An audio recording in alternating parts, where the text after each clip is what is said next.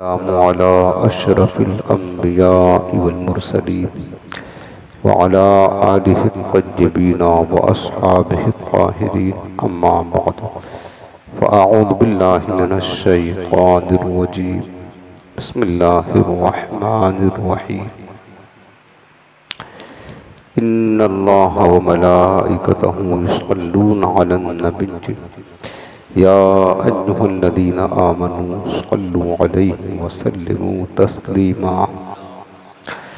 اللهم صل على سيدنا وشفيعنا وكريمنا ونبينا مولانا محمد وعلى آله وصحبه وبارك وسلم نويت سنة الاعتكاف اللهم رب اشرح لي صدري ويسر لي أمري واحلل عقدة من لسانی یفقہوا قولی۔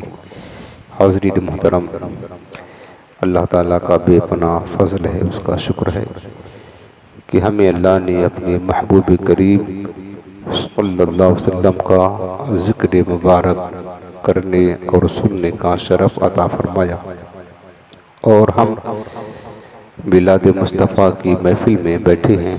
آج جو چوتھی محفل ہے، شفا شریف کا درس چل رہا ہے، حضور کی محبت و پیار کی باتیں ہو رہی ہیں، سرکار کریم علیہ السلام کی عظمت و شان جو اللہ نے اپنے حبیب کو عطا فرمائی ہے، ہم اس کو سماعت کر رہے ہیں اور اپنے دل میں حضور کی محبت کا چراغ روشن کر رہے ہیں۔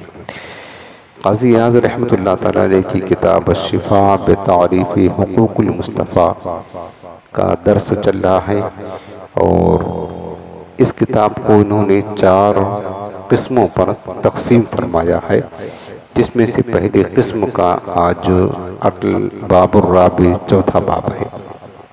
پہلی قسم میں آپ نے 4 باب باندھے ہیں، اور اس میں 3 باب میں جو اہم چیزیں تھیں آپ نے سن لیا، اور آج ہے اس کتاب کا چوتھا باب۔ یہ چوتھا باب قاضی اعظم رحمۃ اللہ تعالیٰ نے خصوصیت کے ساتھ میں معجزات رسول علیہ السلام پر کلام فرمایا ہے، یعنی سرکار کریم علیہ السلام کو اللہ نے جو معجزہ عطا فرمایا تھا، یہ پورا باب چوتھا باب ہے اس قسم کا، پہلی قسم کا یہ معجزات رسول علیہ السلام پر بات کی ہے۔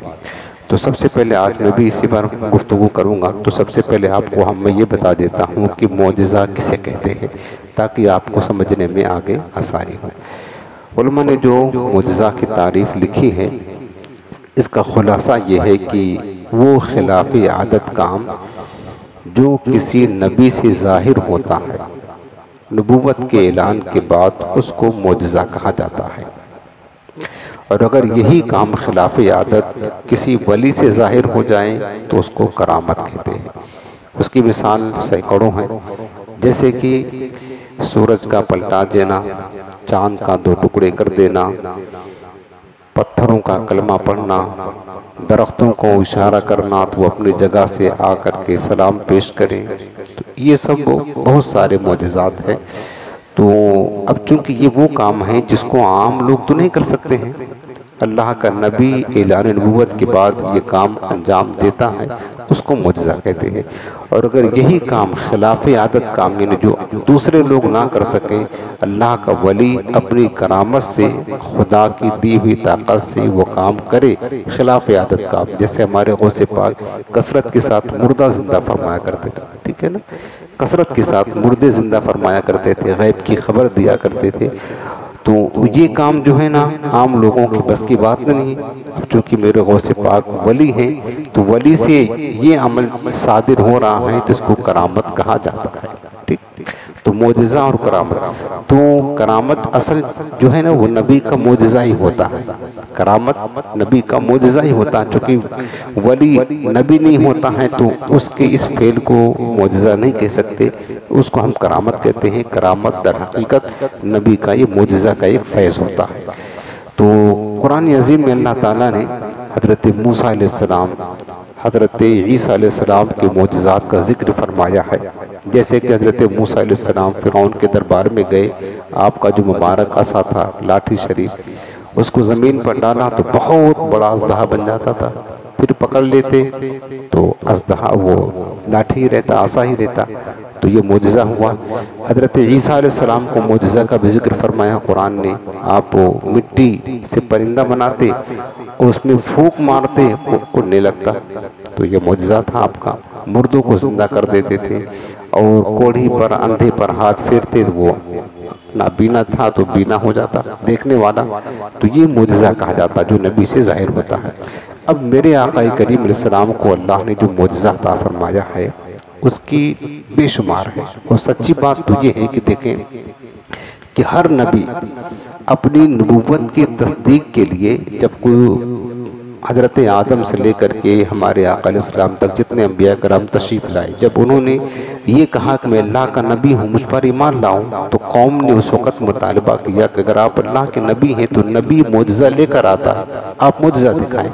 ہر قوم نے اپنے پیغمبروں سے معجزہ کا مطالبہ کیا۔ تو اس وقت تو اللہ تعالیٰ نے اپنے پیغمبروں کو جو معجزہ عطا کیا ہوتا تو وہ معجزہ وہ نبی ان کو دکھا دیتے تھے، ٹھیک ہے۔ تو وہ معجزہ جو ہوتا ہے پیغمبر کی نبوت کی تصدیق کے لیے ہوا کرتا ہے، اور اللہ تعالیٰ ہر نبی کو معجزہ عطا فرماتا ہے، وہی معجزہ ان کی نبوت کی دلیل ہوا کرتا ہے، ٹھیک۔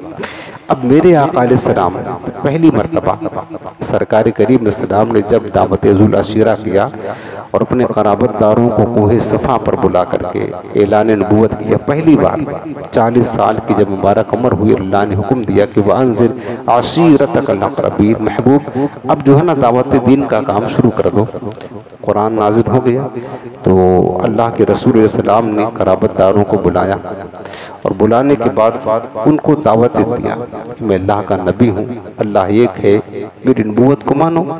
تو قوم نے مطالبہ کیا کہ ہر نبی نے جو ہے معجزہ دکھایا ہے، آپ کوئی معجزہ دکھائیں۔ تو جانتے ہو میرے آقا کریم علیہ السلام نے اس وقت کیا معجزہ دکھایا؟ معجزہ کچھ نہ چاند کے ٹکڑے فرمائے، نہ سورج کو لوٹایا، نہ کوئی اور معجزہ دکھایا۔ اس وقت میرے آقا نے ایک جملہ فرمایا تھا، اس کو قرآن نے بیان فرمایا ہے، فرمایا کہ فَقَدْ لَبِثْتُ فِيكُمْ عُمَرًا مِّن قَبْلِ أَفَلَا تَعْقِلُونَ، لوگوں تم مجھ سے معجزہ کا مطالبہ کرتے ہو، دیکھتے نہیں ہو کہ میں تمہارے درمیان اپنی عمر کا ایک حصہ گزار چکا ہوں، 40 برس تمہارے ساتھ صبح و شام رہا، دنوں رات رہا، میں اپنی عمر کا ایک حصہ تمہارے اندر گزار چکا ہوں، افلا تعقلون، تو کیا اب بھی تم نہیں سمجھتے ہو؟ یعنی اس سرکار کریم علیہ السلام نے اس وقت اپنی مبارک ذات کو سراپا جو معجزہ حضور کی ذات اقدس ہے وہ بطور دلیل کے کافروں کے سامنے پیش کیا۔ کیا دیکھتے نہیں ہو میرے صبح و شام؟ وہ زمانے جاہلیت تھا جس میں برائیاں، بے حیائیاں، شراب نوشیاں، زناکاریاں، بدکاریاں یہ عروج پر تھی۔ ایسے خطرناک اور جہالت کے ماحول میں اپنے دامن کو پاک و صاف ہو کر کے زندگی گزارنا یہ نبی کا معجزہ ہی ہو سکتا ہے پیارے، یہ نبی کا معجزہ ہو سکتا ہے۔ میرے آقا کریم نے اس وقت کیا کیا؟ اپنی ذات اقدس کو بطور معجزہ بنا کر کے پیش کیا۔ تو کائنات کا سب سے بڑا معجزہ تو خود حضور کی ذات اقدس ہے۔ در حقیقت بات یہ ہے کہ اللہ تعالیٰ نے اپنے محبوب کو صرف معجزہ دیا نہیں، حضور کی ذات اقدس کو سراپا معجزہ بنا کر کے بھیجا، اور تمام انبیاء کرام کو جو چیدہ چند ایک معجزات دیے گئے تھے، اللہ نے تمام انبیاء کرام 1,24,000 انبیاء کرام کو جو اللہ نے معجزات عطا فرمایا تھا وہ سارے معجزات مصطفیٰ کریم کے دامن میں اللہ نے جمع فرما دیا۔ آپ جامع المعجزات ہیں، سراپا معجزات ہیں، ٹھیک۔ حضور کی ذات اقدس تو سراپا معجزہ، یہ پہلی مرتبہ سرکار نے جب معجزہ دکھانے کے بات آئی تو کچھ اور نہیں، صرف اپنی ذات اقدس کو پیش کیا۔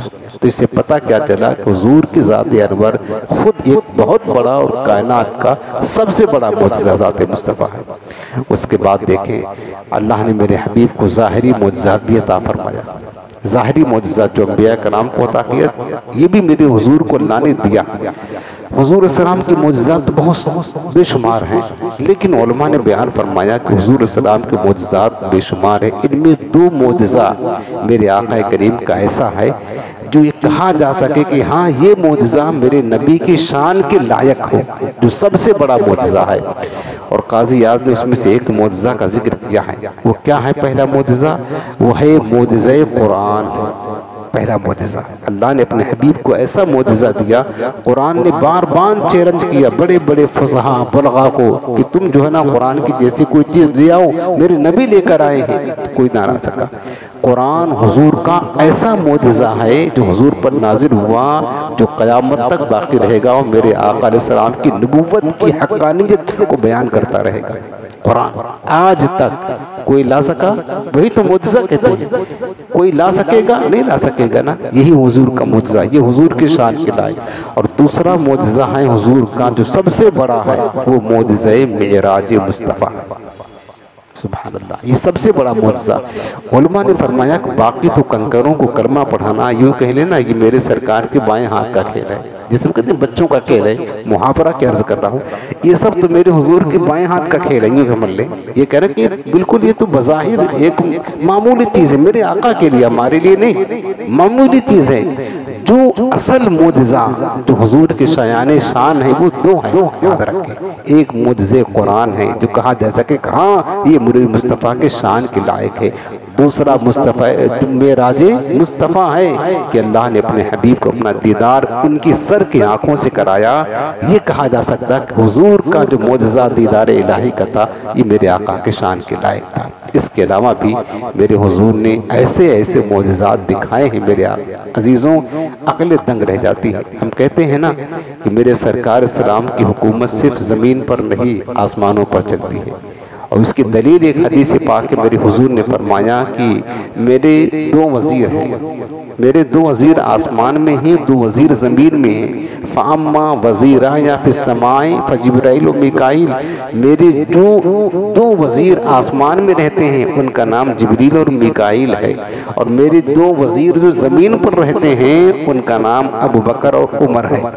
وزیر کی وزارت کہاں ہوتی ہے؟ جہاں بادشاہ کی بادشاہت ہوتی ہے، وہی تک وزیر کی وزارت ہوتی ہے نا۔ وزیر وہی کا ہوگا جب بادشاہ کی بادشاہت ہوگی تو ہی تو وزیر ہوگا، وزیر تو بادشاہ کا ہوتا ہے۔ حضور کا یہ فرمانا کہ میرے 2 وزیر آسمان میں ہیں، اس کا مطلب ہے کہ حضور کی بادشاہت آسمانوں پر بھی ہے، حضور کا سکہ آسمانوں پر بھی چلتا ہے، اور یہ سب کچھ میرے رب نے اپنے حبیب کو اختیار دیا۔ اللہ سب کا خالق، سرکار سب کے مالک، خالق نے مصطفیٰ کو مالک بنا دیا۔ اور اس کی دلیل اور بھی دیکھیں قرآن سے، آپ پڑھیں سورۃ القمر، پہلی آیت ہے، اللہ پاک نے فرمایا کہ اقتربت الساعۃ وانشق القمر۔ سبحان اللہ، قرآن پڑھ رہا ہوں نا، امام قاضی اعظم نے لکھا، وہی درس شفا چل رہا ہے، یہ تو میں تمہید کے طور پر میں نے عرض کیا چند باتیں، اب سنیں اس کتاب سے کیا فرمایا کہ اقتربت الساعۃ وانشق القمر۔ اللہ پاک فرماتا ہے کہ قیامت قریب آ گئی اور تم دیکھتے نہیں ہو۔ قیامت کے قریب کی نشانی یہ ہے کہ میرے محبوب کے دست انور سے چاند 2 ٹکڑے ہو گیا۔ چاند کیا ہو گیا؟ 2 ٹکڑے ہو گیا۔ کافروں نے مطالبہ کیا تھا حضور سے، معجزات کا نبی ہیں تو معجزات تو حضور دکھاتے رہتے تھے، لیکن وہ مانتے نہیں تھے، تو وہ جادو کہتے تھے۔ حضور علیہ السلام جو معجزہ دکھاتے وہ کیا کہتے ہیں؟ یہ جادو ہے۔ تو انہوں نے کسی سے پتہ لگایا، جادوگروں سے، یار جادو ہم کیسے پتہ چلے کہ یہ جادو ہے کہ معجزہ ہے کیا ہے؟ تو جادوگروں نے کہا کہ ایسا کرو، ان سے ایسی چیز کا مطالبہ کرو کہ جن میں مطلب فرق ہو جائے کہ ہاں یہ معجزہ ہے یا جادو ہے۔ کہا کہ جادوگر کا جادو یہاں زمین پر تو چلتا ہے، آسمان پر نہیں چلتا ہے، لہذا ان سے آسمانی معجزہ کا مطالبہ کرو کہ آسمان میں کوئی کارنامہ دکھائیں۔ تو کہا کیا دکھائیں؟ کہا یہ چاند چمک رہا ہے، اس کو کہہ دو ٹکڑے ہو جائے، اشارہ کر دو۔ میرے آقا بتائیں یہ بائیں ہاتھ کا کھیل، یہ حضور کے لیے تو ایک آسان کام تھا۔ میرے سرکار چڑھ کے جبل ابو قبیس پر، وہ کعبہ معظمہ کے بازو میں پہاڑ ہے، وہ جبل ابو قبیس جہاں میرے سرکار کا گھر ہے نا، اسی کے قریب یہ پہاڑ ہے۔ چڑھ گئے اور چڑھنے کے بعد چاند اپنی آب و تاب کے ساتھ چمک رہا تھا، رات کا سناٹا تھا، کفار جمع تھے۔ آج دیکھو جادو کا، جادوگر کا جادو کہاں تک چلتا ہے، کہاں تک چل رہا ہے؟ معاذ اللہ رب العالمین۔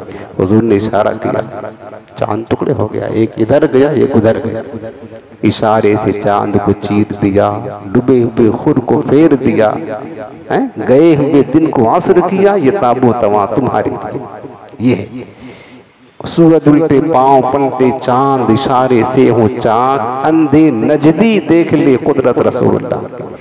تو پتہ چل گیا نا کہ میرے حضور کی حکومت کہاں پہ ہے؟ آسمانوں پر ہے، صرف زمین پر نہیں، آسمانوں پر۔ یہ تو چاند کے 2 ٹکڑے کا معجزہ۔ اس کے بعد سورج بھی تو آسمان میں ہے، سورج بھی تو آسمان میں ہے۔ سورج کے بارے میں ہے یہ حدیث پاک لکھا ہے قاضی اعظم رحمۃ اللہ تعالیٰ نے کہ میرے آقا خیبر سے واپسی کا موسم تھا، خیبر سے واپسی ہو رہی تھی، راستے میں ایک مقام پڑا، مقامی صحبہ۔ سرکار نے پڑاؤ کیا، قافلہ جو حضور کے ساتھ تھا مجاہدین کا، انہوں نے بھی قیام کیا۔ عصر کا وقت تھا، حضور نے نماز عصر پڑھ لی تھی، صحابہ نے بھی پڑھ لی تھی۔ حضرت علی کسی وجہ سے نہیں پڑھ سکے، تو ہو سکتا کوئی حاجت وغیرہ میں مصروف ہوں، تو میرے آقا نے نماز عصر پڑھی اور پڑھ کر کے کہا کہ علی ایسا کرو، ذرا بیٹھو تو تھوڑا آرام کر لیتے ہیں۔ سرکار نے ان کے جانب اقدس پر سر رکھا اور آرام کرنے لگے۔ حضور علیہ السلام کو تھوڑا نیند آ گئی۔ اب حضرت علی کی اثر تو باقی تھی، اور صحابہ نمازوں سے کیسی پیار کرتے تھے، سوچنے کی بات ہے مسلمانوں۔ اور حقیقت بات یہ ہے کہ وہ سچے سرکار کے سچے عاشق تھے، اس وجہ سے نمازوں سے پیار تھا ان کو، نمازوں سے محبت۔ دیکھیں آج مسلمان اس بات کی طرف توجہ نہیں دیتا ہے اور عاشق رسول بنا پھرتا ہے، نہ جانے کیسا عاشق ہے۔ حضرت مولا کائنات کی واقعہ آپ نے بار بار سنا ہوگا، یہاں دہانی پھر کرا رہا ہوں، آپ جانتے ہیں مشہور بات ہے، عوام بھی اس بات کو جانتے ہیں۔ میرے آقا کے شان بیان ہو رہی ہے کہ آسمانوں پر حضور کا سکہ کیسے چلتا ہے۔ حضرت علی یہ قاضیات لکھتے ہیں، مفہوم عرض کر رہا ہوں، خلاصہ حدیث میں ہے۔ اب وہ کبھی سورج کو دیکھتے ہیں جو ڈوبتے ہوئے جا رہا تھا، اور کبھی سرکار کے چہرے انور کو دیکھتے ہیں۔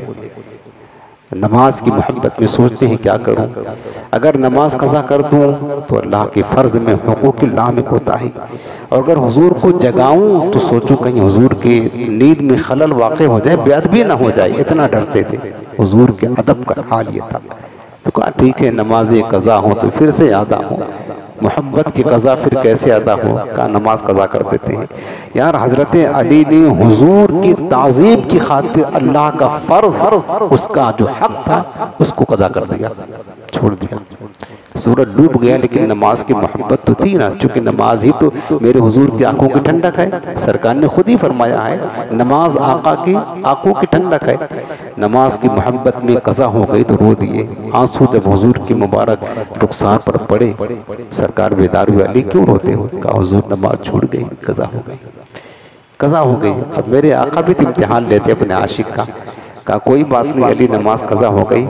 آقا کریم نے اشارہ کیا سورج کی طرف، اور حضور نے یہ دعا کی جو حدیث پاک میں قاضیات نے لکھا تو اردو میں، وہ عربی میں کیا تھی؟ میرے آقا نے فرمایا کہ اللہم انہو کانا فی طاعتک و طاعت رسولک فردد علیہ الشمس، یہ لفظ ہے حدیث میں۔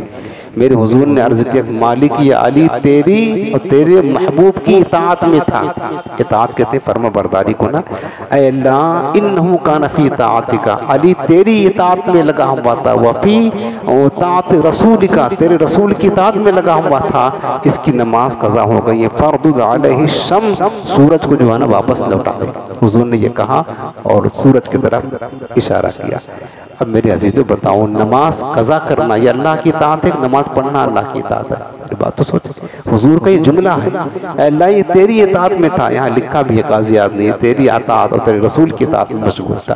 نماز قضا کرنا اللہ کی اطاعت ہے کہ نماز پڑھنا اللہ کی اطاعت ہے؟ بولے تھے صحیح، نماز قضا کرنا حضور کی اطاعت ہے کہ نماز پڑھنا؟ میرے آقا نے فرمایا کہ نماز تو ہر وقت پر پڑھنا ہی ہے، لیکن چونکہ یہ ادب مصطفیٰ تھا، تعظیم مصطفیٰ، حضور علیہ السلام کی محبت میں نماز بھی قضا ہو جائے حضور کی اطاعت میں تو اس کو قضا نہیں کہتے، وہ طاعت رسول ہی میں لگے تھے، تو پتہ چلا کہ حضور کی اطاعت میں تو تھے، تو حضور کی اطاعت ہی اللہ کی اطاعت ہے، اگرچہ نماز قضا ہو جائے، اعمال تو میں نہیں۔ اس کے بعد کیا ہوا؟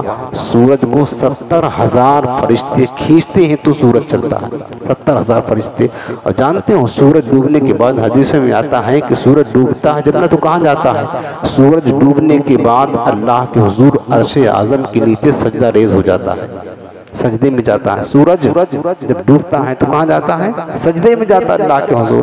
اب سورج ادھر ڈوبا، ادھر مصطفیٰ کا اشارہ ہوا. اب بتاؤ اس وقت سورج کہاں تھا؟ اللہ کے حضور سجدے میں تھا. اب ادھر حضور بلا رہے سورج کو. اب سورج بھی مشبت میں، مالک کیا کروں، ایک طرف تیرا سجدہ ہے اور ایک طرف تیرے محبوب کا بلاوا ہے، کدھر جاؤں؟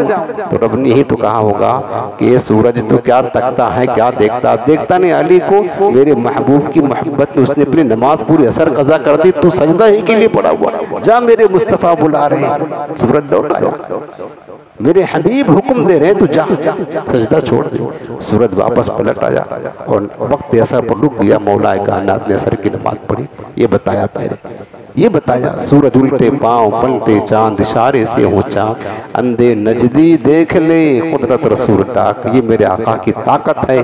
ایک طرف 70,000 فرشتوں کا کھینچنا ہے طاقت، ایک طرف مصطفیٰ کی انگلیوں کی طاقت ہے. بتاؤ حضور کی طاقت کا اندازہ کون لگا سکتا ہے؟ یہ میرے آقا کا عظیم الشان معجزہ. اس کے علاوہ بھی سرکار اسلام کے ذات اقدس سے بہت سارے معجزات ظاہر ہوئے. مثلاً یہ واقعہ بار بار ہوا ہے.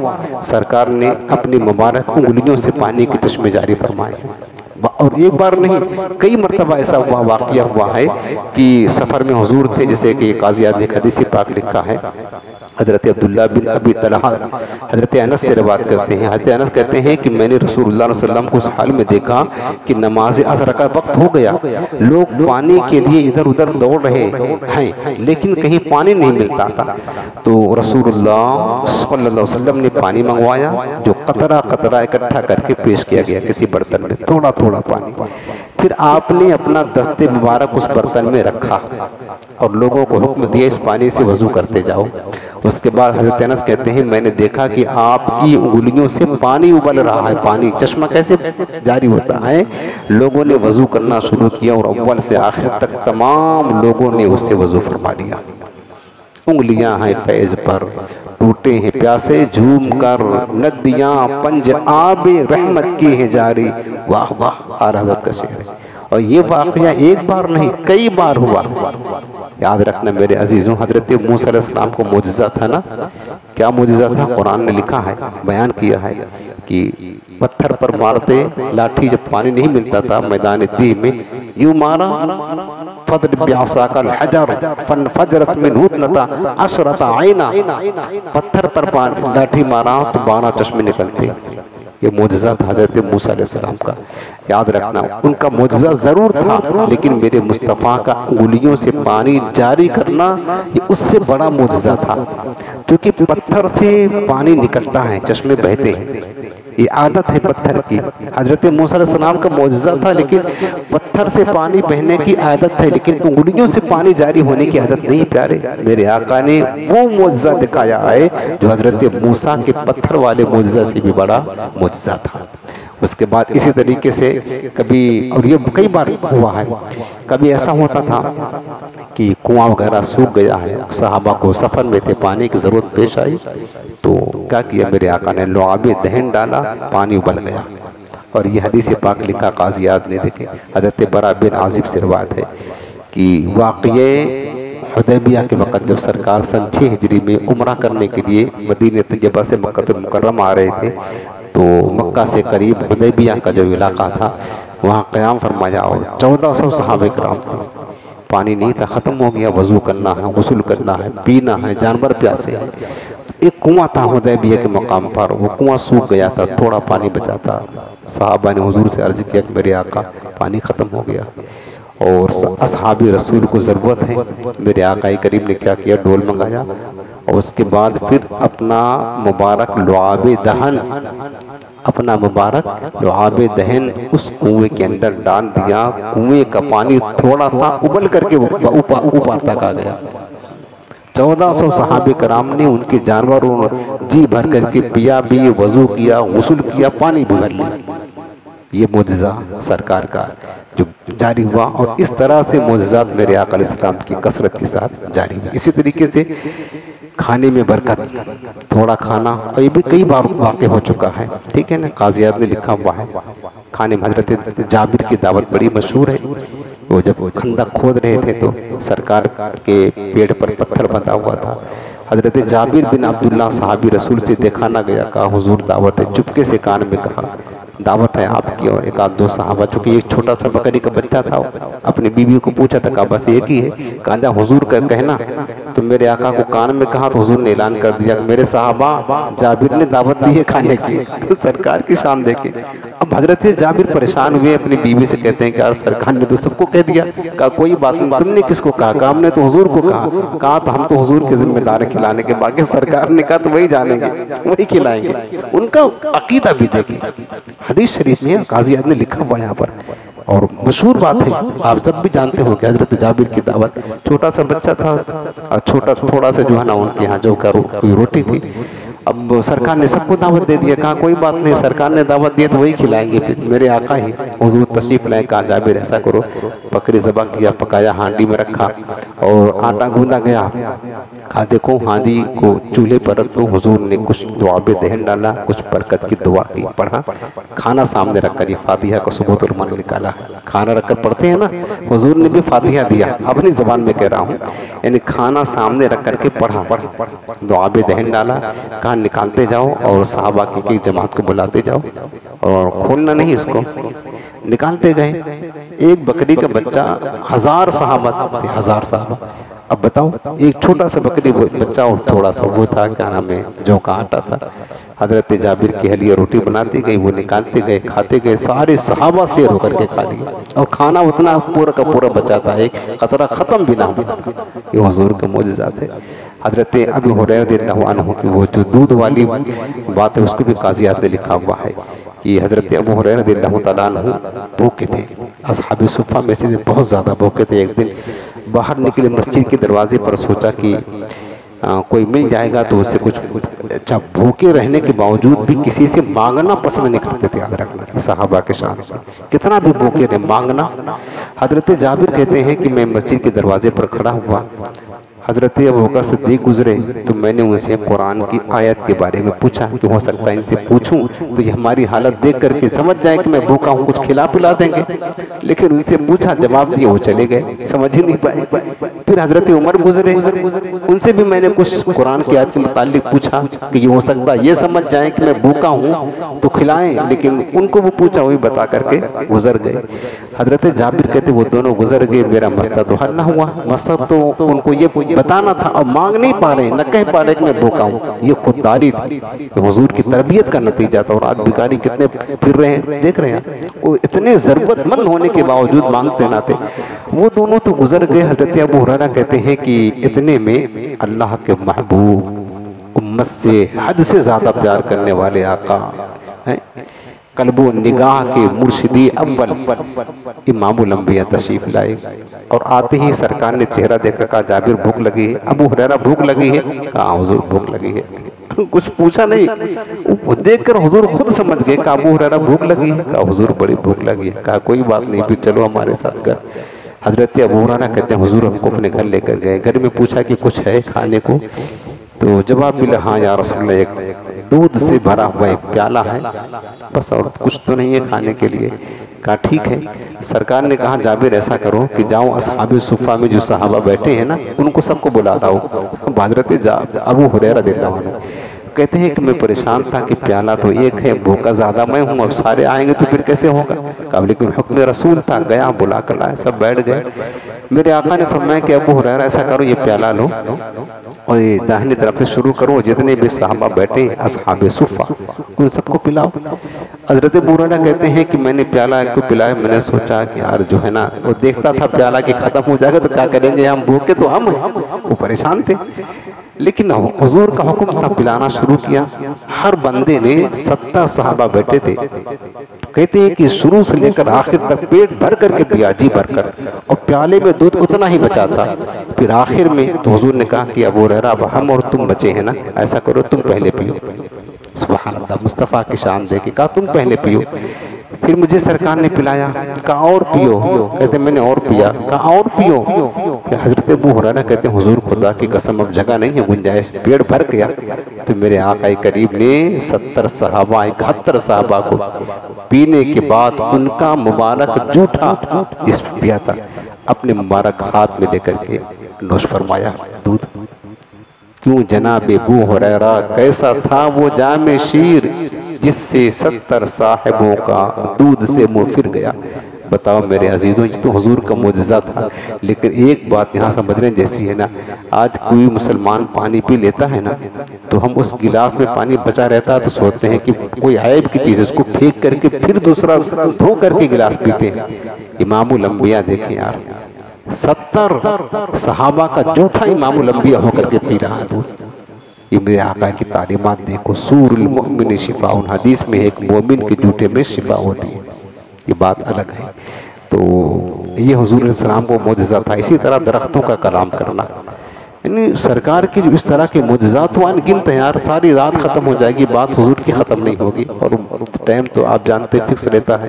ایک اور بات، حضور علیہ السلام درخت آپ سے کلام کرتے، درخت آپ کی نبوت کی گواہی دیتے۔ قاضی عیاض نے لکھا ایک حدیث پاک کہ حضرت بریدہ رضی اللہ عنہ فرماتے ہیں کہ ایک عرابی حضور کی بارگاہ میں آیا اور اس نے معجزہ طلب کیا، یعنی دیہاتی تھا، پڑھا لکھا نہیں تھا، اور سرکار کسی سفر میں تھے، دیہاتی آیا، کہا کہ حضور نے اس کو دعوت دی تو کہا کہ آپ نبی ہیں؟ ہاں نبی ہوں۔ تو پھر معجزہ دکھائیں۔ اس کا مقصد تھا، اس نے پوچھا کہ کیا آپ کی نبوت کی اور کوئی گواہی دیتا ہے؟ یعنی انسان تو دیتے ہیں، ان کے علاوہ بھی کوئی اور گواہ ہے آپ کی نبوت پر؟ میرے آقا نے فرمایا ہاں گواہ ہیں، کیا دیکھنا چاہتے ہو؟ تو اس نے جو ہے نا کہا کہ پھر اگر آپ اللہ کے رسول ہیں تو یہ جو درخت ہے یہ آپ کی رسالت کی نبوت کی گواہی دے تو مان لوں گا میں۔ کہا ٹھیک ہے، جاؤ اس درخت کے بول کہہ دو کہ تجھے اللہ کے رسول بلا رہے ہیں۔ سبحان اللہ، وہ درخت کھڑا تھا، تجھے اللہ کا رسول، اب حضور بلائے نہ آئے، یہ کیا کیسی بات رہی؟ وہ درخت وہ گیا عرابی، کہا تجھے اللہ کے رسول بلا رہے ہیں۔ وہ درخت جو ہے نا حدیث شریف میں ہے کہ آگے پیچھے دائیں بائیں جھکا تھوڑا، اور جھکنے کے بعد جڑیں اکھاڑا، وہ سیدھے چلتے چلتے حضور کی بارگاہ میں آ کر کے اور سیدھے آ کر اپنا سر جھکایا اور کہتا السلام علیکم یا رسول اللہ، 3 بار کہا اس نے۔ درخت کیسے پتا چلا کہ اللہ کے رسول ہے؟ تو میرے آقا فرماتے ہیں حدیث پاک میں کہ کائنات کی ہر شے ما من شیء الا یعلم انی رسول اللہ الا کفرۃ الجن والانس، سوائے جنات و انسان میں جو کافر ہیں ان کی سوا کائنات کی ہر شے جانتی ہے میں اللہ کا رسول ہوں۔ ہاں میں اللہ کا رسول ہوں۔ اس درخت نے حضور کو سلام کیا، السلام علیکہ یا رسول اللہ۔ اس کے بعد وہ عرابی دیکھتا رہا اور کہا کہ پھر آپ ابھی حکم دے کہ جا کر اپنی جگہ کھڑا ہو جائے۔ میرے آقا نے فرمایا کہ جاؤ بس تمہارا کام ہو گیا، جس کے لیے بلایا تھا تم نے کر دیا، اب جا اپنی جگہ پر کھڑے ہو گئے۔ پھر وہ درخت جو ہے چلتے چلتے جا کر وہیں جم گیا جہاں سے آیا تھا۔ اس عرابی نے یہ بات دیکھی نا، تعجب کیا، ایمان تو لایا ہی، ساتھ ساتھ اس نے کہا کہ حضور اب آپ مجھے حکم دے کہ میں آپ کو سجدہ کروں۔ سجدہ کیا کہا اس نے؟ میرے آقا میں ایمان تو لایا ہوں، آپ مجھے حکم دیں کہ میں سجدہ کروں۔ یہ حدیث شریف لکھا قاضی عیاض نے۔ میرے آقا کریم نے فرمایا نہیں۔ حضور نے فرمایا کہ نہیں، اگر مخلوق میں سے کسی کے لیے سجدہ کرنے کا حکم دیتا تو عورتوں کو حکم دیتا کہ اپنے شوہروں کو سجدہ کیا کریں، لیکن میری شریعت میں سجدہ کرنے کا حکم نہیں ہے۔ پھر اس نے کہا حضور مجھے دستبوسی یعنی ہاتھ چومنے کی اجازت دے۔ میرے آقا نے ہاتھ چومنے کی اجازت دے دی اس کو۔ اس سے حدیث سے کیا پتا چلا کہ جو پیر بنے ٹہلتے ہیں نا 10 انگوٹھیاں اور اپنے مریدوں سے کو سجدہ کروا رہے ہیں، ان کی وہ ٹھکائی ہوگی جہنم میں، سمجھ نہیں پائیں گے۔ جب اللہ کے رسول امام الانبیاء اتنا بڑا مقام وہ خود اجازت نہیں دے رہے ہیں سجدہ کرنے کی اپنا، تو بتاؤ کسی پیر کو کیا اجازت ہوگی کو سجدہ کرائے؟ آپ غور تو کریں یار، آج کے دور میں پیر کرواتے ہیں سجدہ، یہ کوئی ڈھکی چھپی بات نہیں ہے، یہ ہو رہا عام ہے۔ کتنے پیر ہیں اپنے مریدین سے اپنا سجدہ کرواتے ہیں آج کے دور میں، اور آج جاہل سنی جا کر مزاروں پر سجدہ کر رہے ہیں اور سنیت کو بدنام کر رہے ہیں نا۔ کتنے سنی ہیں جا کر گر جاتے ہیں۔ جب امام الانبیاء اللہ کے محبوب کو سجدہ کرنے کی اجازت نہیں ہے تو کسی اور کو کیا مل سکتی ہے یار؟ حضور علیہ السلام کا مقام تو رب کی بات سب سے بلند ہے۔ تو پتہ چلا کہ سجدے تعظیمی تو حرام ہے ہماری شریعت میں، سجدے عبادت تو کفر ہے۔ یہ تو کسی طرح نہ کسی پیر کو اور نہ کسی مزار کو سجدہ کرنے کی اجازت ہرگز نہیں مل سکتی ہے۔ تو یہ بھی میرے آقا کی شان۔ اس کے علاوہ دیکھیں، بات ختم کرنے پر آیا ہوں، میرے آقا علیہ السلام کو کنکر پتھر حضرت علی رضی اللہ عنہ حدیث پاک اس میں لکھا قاضی عیاض نے کہتے ہیں کہ ایک مرتبہ حضور کے ساتھ سفر میں تھے تو راستے سے گزر رہے تھے تو فما استقبلہ جبل ولا شجر الا وهو يقول السلام علیک یا رسول اللہ. میرے آقا جس درخت کے قریب سے گزرتے، جس پہاڑ کے قریب سے گزرتے، وہ پہاڑ، وہ درخت حضور کی بارگاہ میں کہتا السلام علیک یا رسول اللہ. حضور کو سلام کیا کرتا تھا. پتھر درخت سب پہچانتے اللہ کے رسول. تو یہ بھی تو حضور کا معجزہ ہے نا، یہ بھی میرے آقا کا معجزہ ہے. کنکریاں آپ کے ہاتھ میں آتی تو آپ تسبیح پڑھ لیا کرتے تھے. کنکریاں اگر حضور لیتے تو تسبیح پڑھتی. اسی طرح ایک آخری بات عرض کرتا ہوں کہ میرے آقا علیہ السلام مسجد نبی شریف میں جب شروع کی بات ہے، جس منبر پر آپ ٹیک لگاتے تھے، جو حضور کے لیے منبر بنا ہوا تھا، ایک لکڑی کا ستون تھا، اس پر آپ ٹیک لگا کر خطبہ دیا کرتے تھے. تو کسی نے کہا کہ حضور میرا لڑکا جو ہے نا، ایک خاتون نے کہا کہ ضعیفہ نے کہ سرکار میرا لڑکا جو ہے نا وہ بڑھئی ہے، منبر بنانا جانتا ہے، بنوا دے. تو کہا ٹھیک ہے بنوا دو. تو سرکار کے لیے نیا منبر بنایا گیا. تو حضور نے اس لکڑی کو ہٹا دیا کہ اب جو نیا ممبر ہے میرے آقا اس پر کھڑے ہو کر کے خطبہ دینے لگے. پہلی مرتبہ پہلا دن جب ممبر کو لگایا گیا اور وہ جو لکڑی عصا مبارک سے آپ ٹیک لگا کر خطبہ دیتے تھے وہ ہٹا دیا گیا. تو جب سرکار کھڑے ہوئے پہلے دن اس ممبر پر خطبہ دینے کے لیے نا، تو مسجد نبوی میں زور زور سے اس طرح رونے کی آواز آنے لگی جیسا کہ کوئی مطلب اونٹنی جو ہے نا اپنے بچے سے بچھڑ جاتی ہے تو مطلب چیخ چیخ کر کے درد کی وجہ سے روتی ہے، اس طریقے سے آواز آ رہی تھی مسجد نبوی شریف میں رونے کی. اب صحابہ ادھر ادھر دیکھ رہے ہیں، کوئی نظر نہیں آ رہا ہے کون رو رہا ہے. حضور علیہ السلام نیچے اترے، دیکھا کہ وہی جو ممبر تھا نا، ممبر جس پر میرے آقا ٹیک لگا کر خطبہ دیتے تھے، وہ ممبر زارو قطار رو رہا ہے. صحابہ اس کی رونے کی درد بھری آواز کو سن کر کے صحابہ کی آنکھوں میں آنسو آ گئے، وہ رونے لگے. حضور سے وہ لکڑی اتنا پیار کرتے ہوئے، لکڑی اتنا محبت، تو وہ لکڑی تو صحابہ رونے لگے. میرے آقا علیہ السلام نیچے اترے اور اس کو اپنے سینے سے لگا دیا. حضور کی فراق اور جدائی میں ایک لکڑی کتنا رو رہی ہے بولو. حضور نے لگا لیا، اس کو ذرا افاقہ ہوا، تھوڑا تسلی ہوئی. تو میرے آقا کریم نے فرمایا کہ یہ بتاؤ تم کیا چاہتے ہو؟ اگر تم چاہتے ہو کہ جس درخت سے تم آئے ہو کٹ کر کے میں تمہیں وہی دوبارہ آباد کر دوں، پھل پھول تمہارے نکلیں گے، لوگ کھائیں گے، اور اگر تم چاہو تو میں تمہیں جنت میں لگا دوں. ہاں حضور حدیث شریف لکھا قاضی اعظم نے، اگر تم چاہو تو میں تمہیں جنت میں لگا دوں، تمہارے پھل سے انبیاء اور اولیاء کھایا کریں گے. سبحان اللہ. میرے آقا کریم نے پوچھا نا تو خوش ہو گیا، کہا حضور پھر ایسا کریں اب ہم کو آپ جنت میں لگا دیں. اب کہاں لگا دیں؟ جنت میں لگا دیں، تاکہ میری قسمت ہے کہ میرے پھل سے انبیاء اور اولیاء تناول فرمائیں گے. میرے آقا کریم نے اس کو پھر جو ہے نا اپنے اسی ممبر کے نیچے دفن کر کے جنت میں لگا دیا. حضور کو یہ بھی اختیار ہے کہ دنیا کا درخت چاہیں تو جنت میں آپ لگا دیں. اس طرح میرے آقا کریم کے بے شمار معجزات ہیں میرے عزیزوں، بے شمار معجزات ہیں، بے شمار معجزات ہیں. کبھی بادل آپ دیکھیں، بادل آپ چلتے دھوپ ہوتی بادل سایہ کر لیا کرتے تھے. بت جو خانہ کعبہ میں نصب تھا، میرے آقا علیہ السلام جب فتح مکہ کے دن تشریف لائے اور ایک لکڑی لے کر کے بتوں کی طرف اشارہ کرتے، بت منہ کے بل گر جاتے تھے. ہاں بت منہ کے بل گر جاتے تھے، سرکار صرف اشارہ کرتے تھے، بت منہ کے بل گر جاتے تھے. یہ بھی حضور علیہ السلام کا معجزہ تھا. اور اس کے علاوہ بے شمار معجزات میرے آقا علیہ السلام کی مبارک وجود مسعود سے ظاہر ہوئے. کبھی اونٹ نے سجدہ کیا، کبھی ہرنی نے سجدہ کیا، کبھی شیر نے کلام کیا، کبھی سرکار نے مردوں کو بھی زندہ کیا ہے، مردوں کو.